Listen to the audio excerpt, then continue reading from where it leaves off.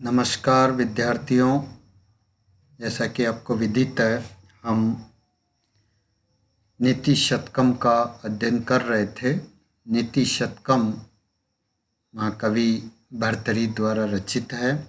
इसमें नीतिगत 100 श्लोकों का संग्रह है और इसमें से हमने कुछ श्लोकों का अध्ययन कर लिया था।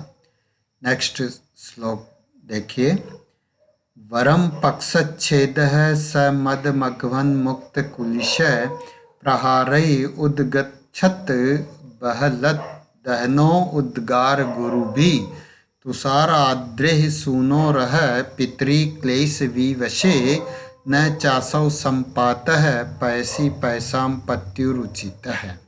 यहाँ बताया जा रहा है कि स्वार्थ परता की निंदा कवि ने की है और अपने प्राणों की रक्षा के लिए सचेष्ट रहकर आपत्ति काल में माता पिता का निराश्रय परित्याग करना अत्यंत निंदनीय यहाँ बताया गया है कि तुषाराद्रे सूनो।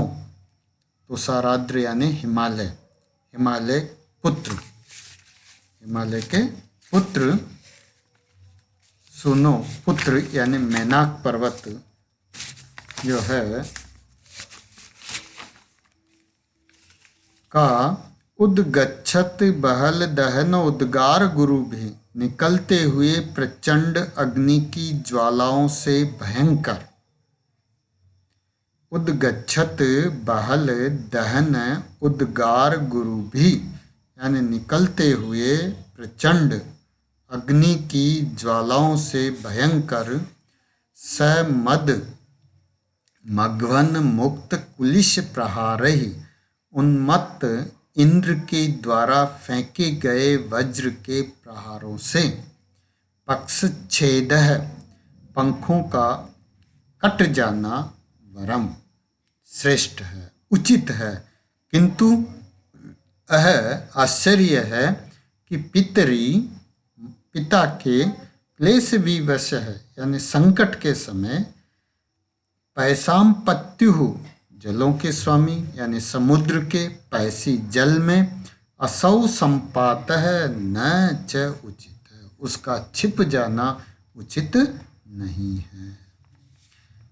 एक बार और देखिए कि हिमालय के पुत्र मैनाक के ऊपर उठती हुई आग की ज्वाला के कारण असह्य और गर्व से चूर इंद्र द्वारा छोड़े गए वज्र के आघात से पंखों का कट जाना उचित था, किंतु हाय पिता के विपत्तिग्रस्त होने पर समुद्र के जल में कूद पड़ना, छिप जाना उचित नहीं था। कहने का मतलब यह है कि मनुष्य को जो है भले ही संकट आए किंतु उस संकट में भी सम्मान के साथ जो है जीना चाहिए। केवल अपने प्राणों की रक्षा के लिए छिप जाना या मतलब कीर्ति को, अपने यश को दांव पर लगाना उसके लिए उचित नहीं होता। कहने का मतलब यह है कि गुरुजनों को विपत्तिग्रस्त अवस्था में देखकर अपने प्राणों की रक्षा के लिए कीर्ति का त्याग कर अपने प्राणों की रक्षा करना जो है उचित नहीं है। तो सारा आद्रेह सुनो उद्गच्छत बहल दहनो उद्गार गुरु भी, कि हिमालय के पुत्र मैनाक के ऊपर उठती हुई आग की ज्वाला के कारण असह्य और समद मघवन मुक्त कुलिस प्रहारई पक्षच्छेदः वरम, और गर्व से चूर इंद्र द्वारा छोड़े गए वज्र के आघात से पंखों का कटा लेना उचित था, किंतु पितरी क्लेश विवशे सती, पिता के आपत्तिग्रस्त होने पर उसका समुद्र के जल में कूद पड़ना जो है उचित नहीं था। यहाँ एक पौराणिक दृष्टांत की ओर ध्यान आकर्षित किया गया है कि जब इंद्र ने पर्वतों के पंख काटना प्रारंभ किया तो हिमालय के पुत्र मैनाक ने अपने पिता आदि हिमालय आदि पर आई हुई विपत्ति को देखकर स्वयं को समुद्र में छिपा लिया। तो कवि का यही कहना है कि इस तरह अपने आप को विपत्ति देखकर अपने आप को छिपा लेना जो है उसके लिए उचित नहीं था। देखिए अगला जो श्लोक है इसमें अचेतन पदार्थ भी जो है अपना अपमान सहन नहीं करते हैं तो फिर सचेतन प्राणियों का तो कहना ही क्या। ये इसमें एक सूर्यकांत मणि के माध्यम से बात स्पष्ट की जा रही है कि यत् चेतनोऽपि पादैः स्पृष्टः प्रज्वलति सवितुरिन्कान्तः तत्तेजस्वी पुरुषः परकृत निकृतिं कथं सहते। कि अचेतनः अपि इनकान्तः, कि अचेतन भी जड़ भी, इनकान्तः यानी सूर्यकांत मणि सवितुः पादै स्पृष्ट है, सूर्य की किरणों से स्पृष्ट है यानी स्पर्श किया हुआ, यत् प्रज्वलति जो प्रज्वलित हो उठती है, तत् तेजस्वी पुरुष है परकृत निकृतिम कथम सहते। तो फिर तेजस्वी पुरुष स्वाभिमानी पुरुष जो है दूसरों के द्वारा किए गए अपमान को कैसे सहन करे। कि जब एक जड़ पदार्थ भी जो कि जड़ सूर्यकांत मणि जो कि जड़ है वो सूर्य की किरणों के स्पर्श से अपने तेज को उगलती है तो फिर तेजस्वी पुरुष जो है दूसरों के द्वारा किए गए अपमान को कैसे सहन करे।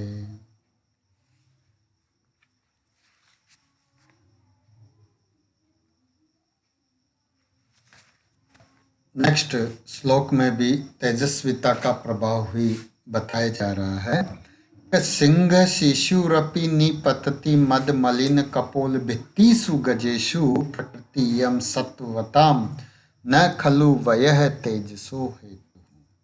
कि तेज का हेतु जो है उम्र कभी नहीं होती है।